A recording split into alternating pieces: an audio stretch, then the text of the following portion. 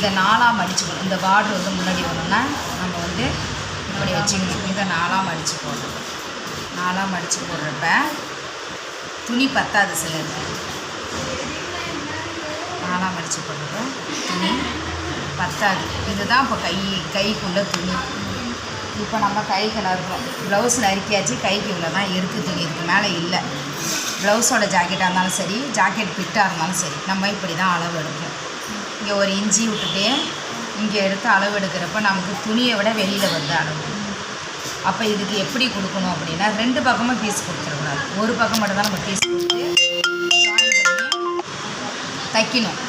இப்போ நம்ம இந்த அளவு வந்து வர்றப்ப ப்ளவுஸோட துணி இவ்வளோ தான் இருக்குது. நமக்கு எக்ஸ்ட்ரா எவ்வளோ வருது? 1 இன்ச்சுக்கு மேலே வருது. அப்போ நம்ம துணியை எடுத்து இந்த அளவுக்கு துணியை இந்த அளவுலேருந்து இந்த அளவுக்கு ஒரு குறிப்பிட்ட அகலத்துக்கு நம்ம துணி எக்ஸ்ட்ரா இருந்தால் எடுத்து அப்போ என்ன செய்யணும்னா இதோட ஜாயின் பண்ணணும். இந்த பீஸில் வச்சு ஜாயின் பண்ணணும். இந்த பார்டர் வராதனால இங்கே கரபாகமாக இருக்குது இல்லையா? இந்த கரபாகம் இருக்கிறப்ப இந்த இடத்துல வெட்டு பாகமாக இருக்கிறப்ப லைட்டாக மடித்து தைச்சிக்கணும். மடித்து தைச்சிட்டு அதுக்கு பிறகு இந்த பீஸை கொண்டு வந்து இதில் கொடுத்து தைச்சி இதில் அப்படியே என்ன செய்யணும்? படிமான தையல் போடணும். தைச்சி படிமான தையல் போட்டு அதுக்கு பிறகு நமக்கு துணி வந்து நல்லா அகலம் கிடைக்குதா? அப்போ இதை அப்படியே தூக்கி போடணும். இப்போ துணி நல்லா சமமாக வச்சுக்கணும். எப்போ துணி கொடுத்தாலும் இங்கே தான் கம்மியாக இருக்கணும். இங்கே கரெக்டாக கொடுத்தோம். அந்த இதுக்கு நறுக்கிறப்ப இதில் அடிபட்டுரும். இப்போ என்ன செய்யணும்னா 4ஆக மடித்தாச்சு. 4ஆகவும் மடித்து துணியை போட்டாச்சு. இங்கே சமமாக இருக்கான்னு பார்த்துக்கணும்.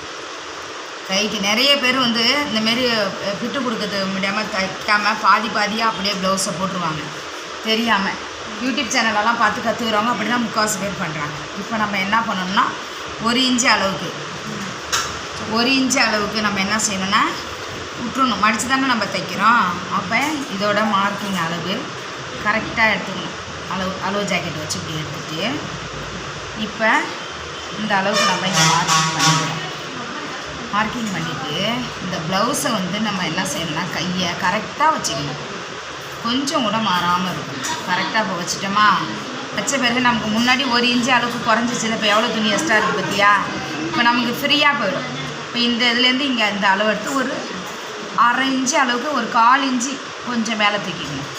தூக்கிட்டு இந்த அளவு தைகளை மார்க் பண்ணிக்கலாமா? கரெக்டாக இருக்கா? கரெக்டாக இருக்கு. இதோட தையல் இந்த இடத்துல வந்துடுது.